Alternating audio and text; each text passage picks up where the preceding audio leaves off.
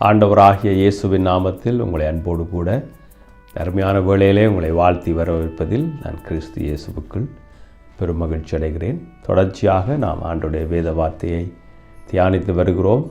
இந்த செய்திகள் உங்களுக்கு ஆசீர்வாதமாக இருப்பதை எண்ணி கர்த்தரை துதிக்கிறேன், ஆண்டவரை ஸ்தோத்தரிக்கிறேன். இன்றைக்கு நாம் போன வாரம் பார்த்த அதே தெசலோனிக்கேயரின் புஸ்தகத்திலிருந்து, அந்த நிருபத்திலிருந்து ஒரு காரியத்தை உங்களோடு கூட நான் பேசும்படி விரும்புகிறேன்.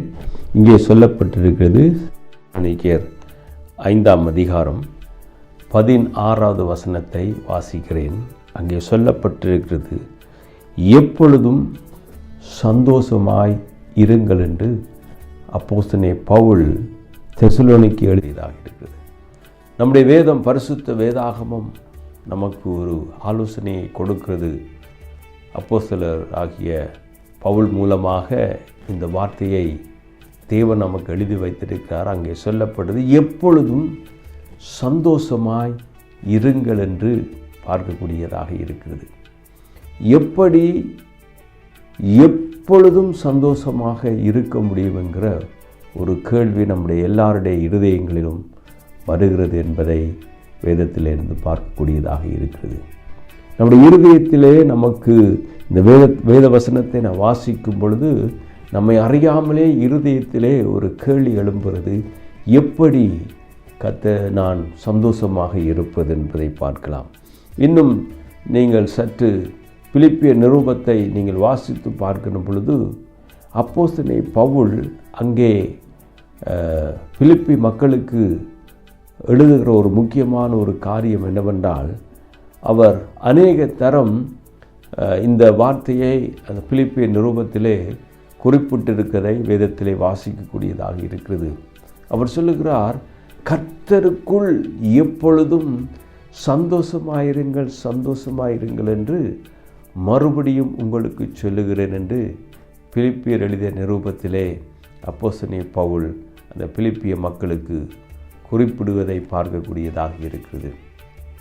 அங்கே பிலிப்பிய மக்களுக்கு, தான் நேசித்த மக்களுக்கு, அந்த திருச்சபை மக்களுக்கு அவர் எழுதுகிற ஒரு முக்கியமான காரியம் என்னவென்றால், கர்த்தருக்குள் எப்பொழுதும் சந்தோஷமாயிருங்கள் சந்தோஷமாயிருங்கள் என்று மறுபடியும் உங்களுக்கு சொல்லுகிறேன் என்று சொல்லுகிற பவுல் இந்த தெசலோனிக்கேய மக்களுக்கு எழுதி கொண்டு வருகின்ற பொழுது அவர் பல காரியங்களை மிக குறுகின வரையிலே எழுதி கொண்டு போவதை இந்த அதிகாரத்திலே பார்க்கக்கூடியதாக இருக்கிறது.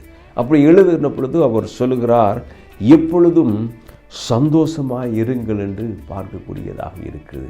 இயேசுனுடைய வருகையை எதிர்பார்த்து கொண்டிருக்கிற இந்த மக்களுக்கு, இயேசுவின் வருகையை குறித்து குழம்பிக் கொண்டிருக்கிற இந்த மக்கள் மத்தியிலே, இந்த இயேசுவினுடைய வருகைக்காக எதிர்பார்த்து காத்து கொண்டு துக்கித்து அழுது பலவிதமான சூழ்நிலையிலே அகப்பட்டிருக்கிற இந்த மக்களுக்கு சொல்லுகிற ஒரு காரியம், எப்பொழுதும் சந்தோஷமாக இருங்கள் என்று அங்கே பார்க்கக்கூடியதாக இருக்கிறது. எனக்கு அருமையான சகோதரியே, எப்பொழுதும் சந்தோஷமாக இருப்பதற்கு அப்போஸ்தலனாகிய பவுல் பிலிப்பி மக்களுக்கு சொல்லுகிற ஒரு அறிவுரை இல்லாவிட்டால் ஆலோசனை என்னவென்றால், கர்த்தருக்குள் எப்பொழுதும் சந்தோஷமாக இருங்கள் என்பதை பார்க்கலாம். ஆகவே சந்தோஷமாக நாம் இருக்க வேண்டும் இருந்தால் கிறிஸ்துவுக்குள்ளே, ஆண்டவருக்குள்ளே நாம் எப்பொழுதும் சந்தோஷமாக இருக்க முடியும். இந்த துயரம் நிறைந்த உலகத்திலே, பாடுகள் நிறைந்த உலகத்திலே, நம்முடைய வாழ்க்கையிலே, நம் ஒவ்வொருடைய வாழ்க்கையிலும் பல அழுத்தங்கள் அனர்த்தங்கள் வந்து போய்கொண்டிருக்கிறது. துக்கங்கள், கவலைகள், கண்ணீர்கள், பாடுகள் நம்முடைய மக்கள் மத்தியிலே, நம்முடைய மனதிலே, நம்முடைய ஒவ்வொருடைய வாழ்க்கையிலும் வந்து போய்கொண்டிருக்கிறது. இப்படிப்பட்ட சூழ்நிலையில் நாம் எப்படி சந்தோஷமாக இருக்க முடியுமா என்றால், பிலிப்பியருக்கு எழுதிய நிருபத்திலே அப்போஸ்தலனாகிய பவுல் சொல்வது போல, கர்த்தருக்குள் எப்பொழுதும் நாம் சந்தோஷமாக இருப்பதற்கு தேவன் நம்மை அழைத்திருக்கிறார் என்பதை பார்க்கக்கூடியதாக இருக்கிறது. இன்னும் பார்ப்போமானால், ஆபிரகாமை குறித்து பார்க்கிற பொழுது அவர் தன்னுடைய வாழ்க்கையிலே தேவன் மீது நம்பிக்கை உள்ளவராக, விசுவாசம் உள்ளவராக, கர்த்தருக்குள் தன்னை நம்பிக்கை உள்ளவராக விசுவாசிக்கிற ஒரு மனிதனாக அவர் இருந்திருக்கிறதாக வேதத்திலே சொல்லப்பட்டிருக்கிறது. அவங்க அன்றைக்கு தேவன் ஆபிரகாமுக்கு சொன்னபடி ஈசாக்கை பலி செலுத்தும்படிக்கு அவர்கள் இப்பொழுது போய்கொண்டிருக்கிறார்கள். அந்த மலையை நோக்கி அந்த பலி செலுத்தக்கூடிய இடத்துக்கு அவர்கள் போய்கொண்டிருக்கிறார்கள். அப்படி போய்கொண்டு இருக்கிற பொழுது அங்கே ஈசாக் அவருடைய மகனார் கேட்கிற ஒரு கேள்விக்கு ஆபிரகாம் பதில் சொல்கிறதை பார்க்கலாம். அதற்கு ஆபிரகாம், என் மகனே, தேவன் தமக்கு தகன பலிக்கான ஆட்டுக்குட்டியை பார்த்து கொள்வார் என்றார். அப்பொழுது இருவரும் கூட போய் என்று அந்த வேதவசனம் சொல்லுகிறதை பார்க்கக்கூடியதாக இருக்கிறது. அங்கே பார்க்கலாம், ஆபிரகாம் ஈசாக்குக்கு சொல்லுகிற ஒரு காரியம் என்னவென்றால், என் மகனே, தேவன் தமக்கு தகன பலிக்கான ஆட்டுக்குட்டியை பார்த்து கொள்வார் என்று சொல்லுகிறதை பார்க்கக்கூடியதாக இருக்கிறது. அருமையானவர்களே, இந்த ஆபிரகாமுடைய வாழ்க்கையை வாசிக்கும் பொழுது, இந்த சம்பவத்தை வாசிக்கும் பொழுது, ஒரு தகப்பன் தன்னுடைய மகனை பலி செலுத்தும்படி, தேவனுக்கு பலி செலுத்தும்படி போகிற ஒரு தருணத்தை இந்த சம்பவம் நமக்கு காண்பித்து கொடுக்கிறதை பார்க்கலாம். அதுவும் பல வருஷங்கள் காத்திருந்து பெற்றெடுத்த தன்னுடைய குமாரனை பலி செலுத்துவதற்காக புறப்பட்டு கொண்டு போய்கொண்டிருக்கிற ஒரு நேரமாக இருக்கிறது.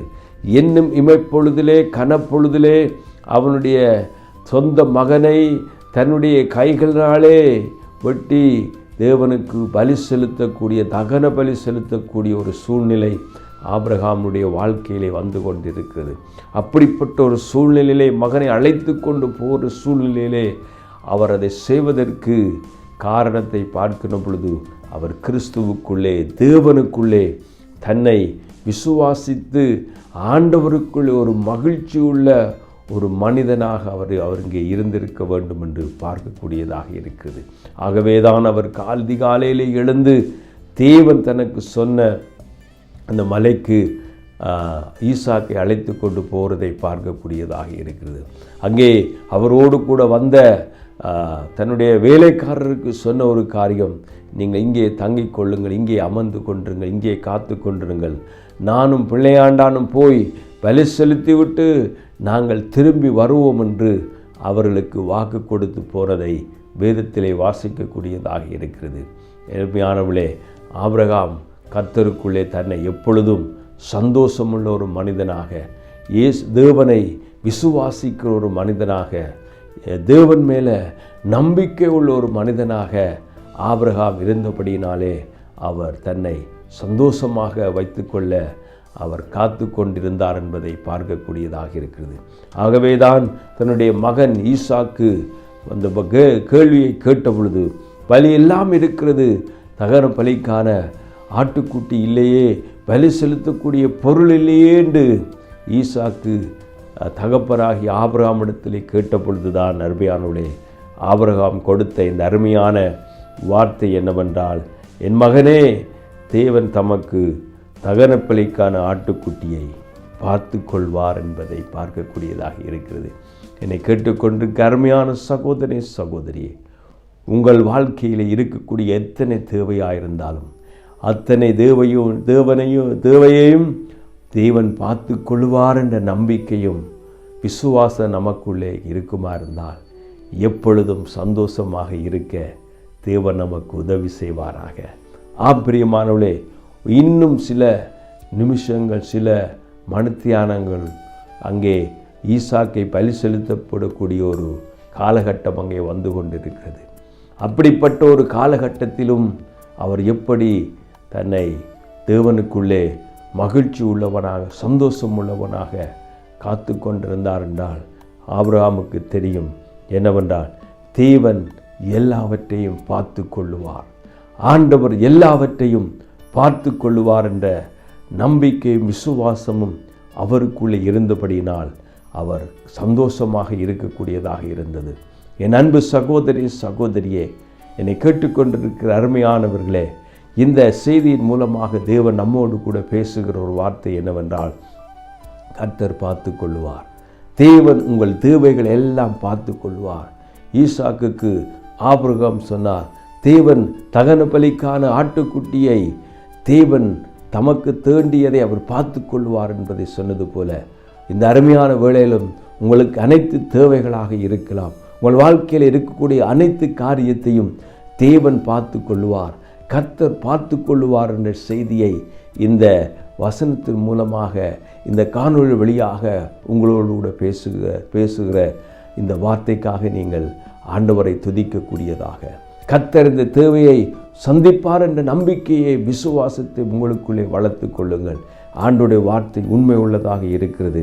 அங்கே தேவன் தமக்கு தகன பலிக்கான ஆட்டுக்குட்டியை பார்த்து கொள்ளுவார் என்று அங்கே சொல்லப்பட்டது போல, இந்த அருமையான வேளையிலும் உங்களை பார்த்து இந்த செய்தி மூலமாக, ஆண்டவருடைய வார்த்தை மூலமாக சொல்லக்கூடிய ஒரு காரியம், தேவன் எல்லாவற்றையும் பார்த்து கொள்வார். உங்களுக்கு அந்த தேவையை கர்த்தர் உங்களுக்காக பார்த்து கொள்வார். அந்த தருணத்தை ஆண்டவர் பார்த்து கொள்வார். அந்த அதிகாரியை சந்திக்கக்கூடிய காரியத்தை ஆண்டவர் பார்த்து கொள்வார். நானும் நீங்களும் தேவன் மேல் நம்பிக்கை உள்ளவர்களாக, கர்த்தருக்குள் எப்பொழுதும் சந்தோஷம் உள்ளவர்களாக, மகிழ்ச்சி உள்ளவர்களாக ஆண்டவரோடு நாம் இருப்போமானால் நம்முடைய தேவைகள் எல்லாவற்றையும் கர்த்தர் அற்புதமாக பார்த்து கொள்வார், சந்திப்பார் என்பதிலே எந்தவித ஐயவும் இல்லை. அருமையானவர்களே, என்னை கேட்டுக்கொண்டிருக்கிற சகோதரனே, சகோதரியே, உங்களுக்காக நான் ஒரு விசை ஜெபம் பண்ணி இந்த செய்தியை நான் நிறைவு செய்யும்படி விரும்புகிறேன். அருமையான பிதாவே, உம்மை நன்றியோடு ஸ்தோத்தரிக்கிறோம்ப்பா. நீர் ஆண்டவரே, நாங்கள் எப்பொழுதும் கர்த்தருக்குள்ளே சந்தோஷமாக இருக்க எங்களுக்கு கிருபை கொடுக்கும்படிக்கு நாங்கள் ஜெபிக்கிறோம். அப்போஸ்தலன் பவுல் சொல்வது போல, கர்த்தருக்குள் எப்பொழுதும் சந்தோஷமாயிருங்கள், சந்தோஷமாயிருங்கள் என்று ஆண்டவரே அந்த அப்போஸ்தலன் பவுல் சொல்வது போல, இந்த ஆபிரகாம் ஆண்டவருடைய வாழ்க்கையிலே நீர் அவரோடு உமக்குள்ளே ஒரு மகிழ்ச்சியாக இருந்தபடினாலே கர்த்தர் அதை பார்த்து கொள்வார். அந்த தகன பலிக்கான ஆட்டுக்குட்டியை தேவன் பார்த்து கொள்ளுவார் என்று தன் மகனுக்கு சொன்னது போல கர்த்தாவே, இந்த செய்தியை கேட்டுக்கொண்டிருக்கிற ஒவ்வொருடைய மக்கள் மத்தியிலும், இந்த செய்தியை கேட்டுக்கொண்டவருடைய வாழ்க்கையிலும் இருக்கக்கூடிய அனைத்து தேவைகளையும் நீர் பார்த்து கொள்ளும்படிக்கு நாங்கள் ஜெபிக்கிறோம்ப்பா. அந்த தேவைகளை கர்த்தர் அற்புதமாய் சந்தித்தரல வேண்டும் என்று நான் ஜெபிக்கிறேன் கர்த்தாவே. எல்லா துதியும் உமக்கு செலுத்துகிறேன். இயேசுவின் நாமத்தில் ஜெபிக்கிறேன் எங்கள் நல்ல பிதாவே, ஆமேன். கர்த்தர் எல்லாவற்றையும் பார்த்து கொள்வார். கர்த்தருக்குள் எப்பொழுதும் சந்தோஷமாயிருங்கள், சந்தோஷமாயிருங்கள் என்று மறுபடியும் உங்களுக்கு சொல்லுகிறேன். ஆமேன். God bless you.